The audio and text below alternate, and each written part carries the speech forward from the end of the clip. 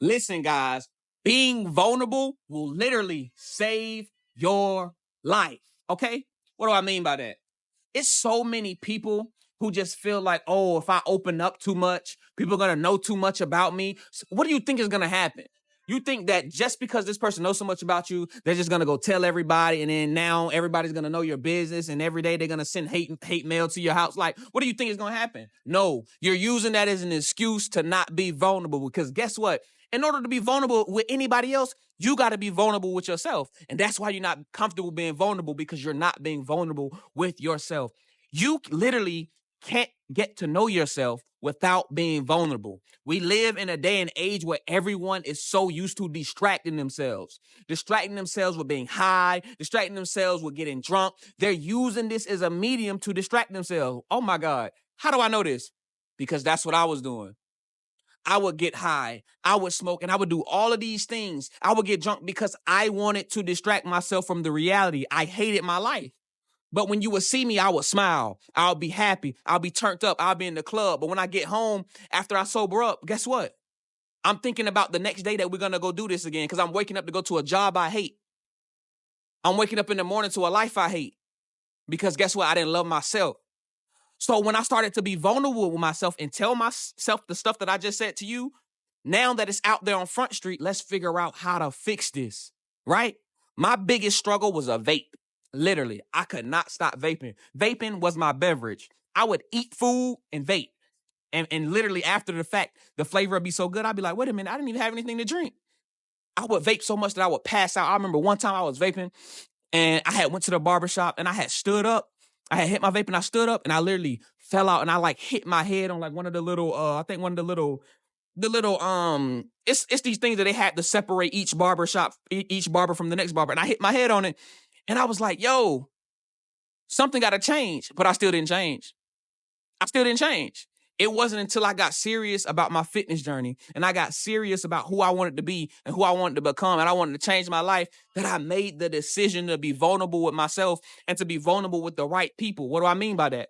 I went and got counseling. I started to unpack all of the different things that went on in my life, that went on in my childhood, the hurt, the pain, the betrayal, and everything.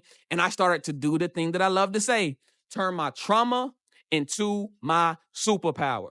I once heard this story, and it was about this drunkard. And he had two sons. One son hated the fact that his father drank, and he went to live a successful life and never drunk. There was another son that he had that he went in the same exact path and became a drunk like his father. So what I mean by that, you can have two people with the bad example in front of them, and someone else can choose the positive side of that. Then the other person can choose the negative side of that. So that means there's no excuse. You are in control of your own life. You got to understand that God called you to be more than a conqueror, right? Life does not have to beat you down. Life does not have to beat you up. Because guess what? When life beats you up, you got to fight back. So if you fight back, you will not be conquered, and you will let life know that everything that's happening to me is going to push me, it's going to grow me, and it's going to deliver me to the next level that I need to be at. Vulnerability will save your life. If you live a life holding every single thing in, oh, I can't talk to this person, I don't want to open up, I just want to do this, you're going to live your whole life and never be able to get rid of that hurt 12-year-old inside of you, that hurt 14-year-old inside of you, that hurt 9-year-old that hurt inside of you. And I know I'm kind of talking with this passion and this aggression, but I understand that it's a sensitive topic. I understand that. I understand the pain. I understand the betrayal. I understand that. But I want you to understand that you don't have to let it put you down inside of a pit. You going from the pit to the palace. That circumstance that you in is meant for you to get out of it. If it wasn't meant for you to get out of it, why is there an escape? Life is not a cage. It's meant, God created us to progressively progress. Everything that you are is progressing. Your age, progressing. Your brain development, progressing. Your nails grow. Your height grow. I ain't growing no more though. You know what I'm saying? I'm stuck. You know, I'm a little man syndrome. But everything you think about, your hair grows, right? When you think about how you are created, everything is meant to grow. Everything is meant to develop. Why are you stopping your development? Why are you holding yourself back from developing and becoming the person that God has called you to be? Just be vulnerable. And everything from that vulnerability is going to expand. When you get vulnerable in business, it grows. When you get vulnerable in becoming, it grows, and you can become the person that God calls you to be. When you get vulnerable in creating things, I do music. When I get vulnerable in my music, it allows me to begin to understand that I can take my passion back, right?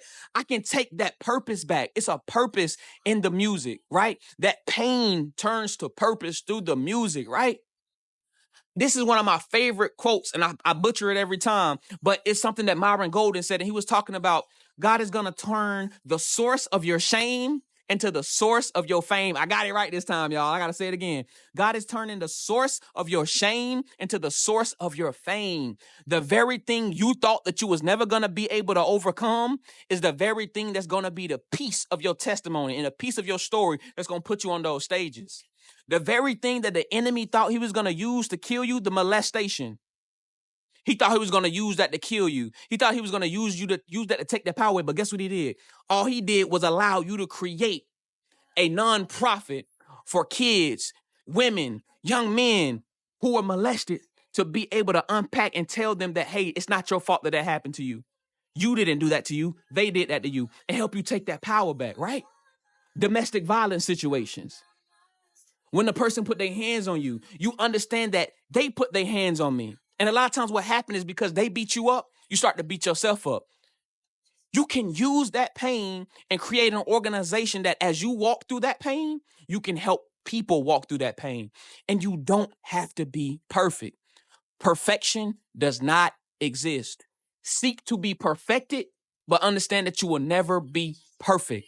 But God is perfecting you. It's a constant process of growth and development, of pain and struggle and overcoming every level. In fitness, I had a goal that I wanted to get to. I had a bird chest.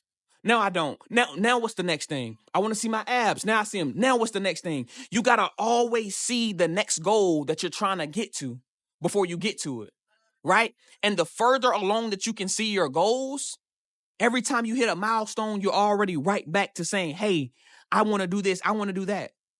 But guess what are the best goals? The goals that are connected to other people outside of a bird chest, outside of an abs. Guess what is really happening? I'm getting more wind. I'm getting more energy. Now that I have more energy, I can show up for people in a new way. Now I can show this energy and the next person can see me and get inspired, right? Better health, better life, right? That's what we don't understand, because not just behind the journey that I went on to exercise, it was eating better. Now I pig out sometimes, yeah.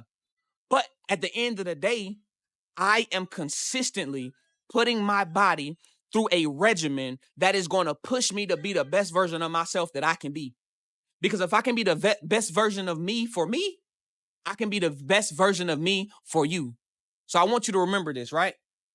Being vulnerable will literally save your life. I'm out. Love you guys. Be sure to like, comment, and subscribe.